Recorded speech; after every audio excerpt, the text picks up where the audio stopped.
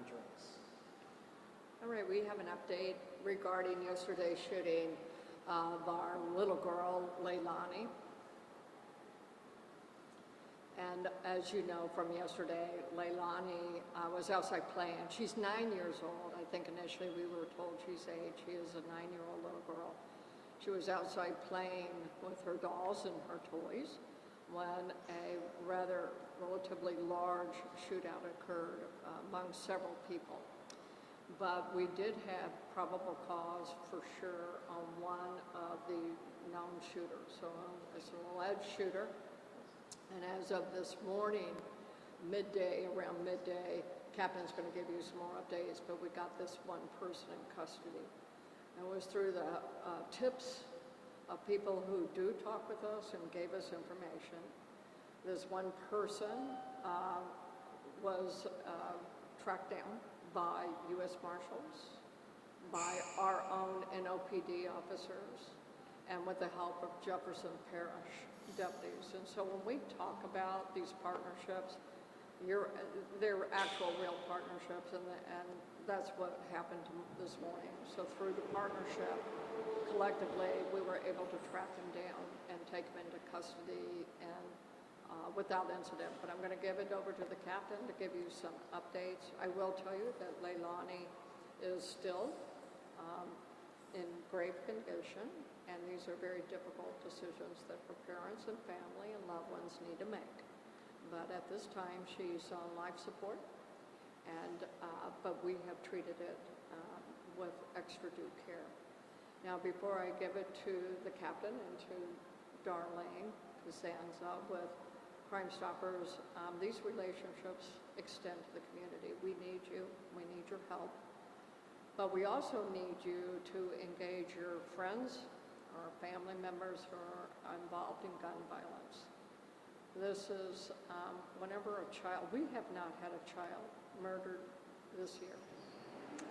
And it doesn't really matter to us when it's your loved one and it's your friend who dies, but this is a child. And breaks everyone's heart to be 9 years old. And she had run upstairs to seek safety with her family, and she was in the process of actually picking up her little sibling. She was holding that little sibling to protect that little sibling when she was shot in the head. So bullets know no boundaries. And this violence, whoever engages in this violence, I have always made a plea that we can actually help you break your cycle of violence. If you want a way out, we can give you a way out. We will work with you.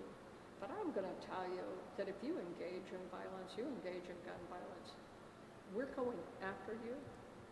We will do everything we can do to make sure that you are never going to see the light of day, that you go away. And so it's so unacceptable. So with that, I'm going to actually turn it over to the captain now, captain of our homicide unit, and he'll give you a little bit more detail. So Captain Burns, this is Captain Kessler. Good evening, everyone. First, I want to say offer my condolences to the family first and foremost. I'll just give you an update on the case. So on Monday, May 12th at about 2 o'clock p.m., our homicide detectives responded to a shooting in the 1600 block of El Azordi on the west bank of New Orleans. While there, our victim, who was a 9-year-old female, was playing at 2903 Lawrence when she was shot one time in the head, where she remains in critical condition at this very moment. So through an extensive investigation by homicide detective Nick Davis, we were able to develop a gentleman by the name of Evans Rogers as the suspect, who's a black male with a date of birth of May 1st of 2006. And he's the person who's responsible for the senseless act that occurred on Monday. So just a moment ago, through the media coverage that you are all aware of right now, Mr. Evans Rogers was taken into custody without incident at the Laquita Hotel on the West Bank Expressway right near the Oakwood Mall. This was through a joint effort through, as the superintendent mentioned, Jefferson Parish Sheriff's Office, our homicide detectives and the U.S. Marshals, and our SWAT team. But again, it's important to note that Ms. Brooks, our victim, remains in critical condition at this time.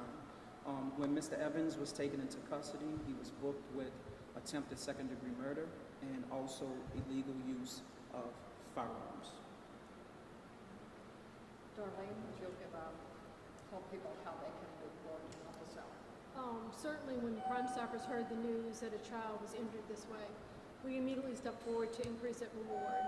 And that was important because as an organization, no child should ever be injured, but certainly injured by careless gunfire, something that you're going to do in the streets where you have no idea where that bullet's going to land. And in this case, it landed on a beautiful little girl. So I know that we've received tips through the hotline, and we don't know the status at this point of all of the information that we received. But I want to thank you for coming forward, for each and every one of you who made that call or sent that tip via our website. Yes, there was a $5,000 reward. That's a lot of money in cash. But that's not why you do this. You do this because no child should be injured. No child and family should be facing what we're facing today. So I thank you, and great work by the detectives and the team. And again, just any other information you have through Crime Stoppers, it's anonymous. There's never a fear for retaliation. Make the call. We'll open it up for a question.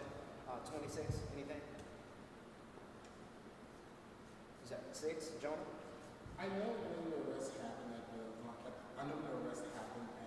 motel, it looked like there appeared to be 2 people coming out of the room.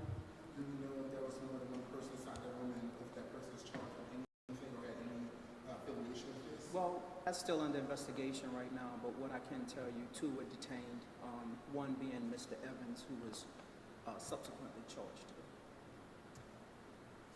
We had a large shooting event out there, so we have other players involved, but we have this one person we knew was one of the main players. 4? You all mentioned Leilani made her name. Can you repeat the full name and spell it? I'll spell it for you. Leelani Brooks. Brooks.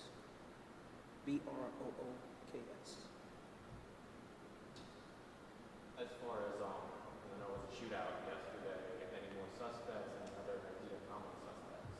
Well, like I said, that's still under investigation, and we'll be happy to report any new findings once those details become available. And the suspect that was arrested, any word on his criminal powers? No word on that just yet.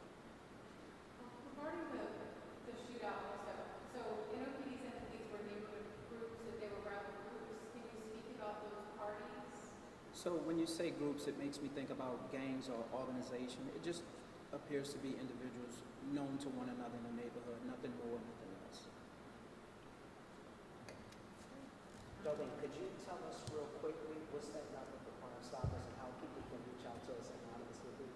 Sure. So for Crime Stoppers, you know the number. It's 504-822-1111. There is a free mobile app, Crime Stoppers GNO Say It Here. On that, you can post pictures, videos, upload whatever you'd like to. And that's incredibly important because we're not tracking your IP address. It's coming to us anonymously, but it's critical for law enforcement to get that information.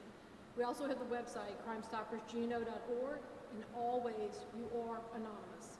And this reward is paid on half on arrest, half on indictment. So please, if you know about any other people, make the call. Thank you all for coming out.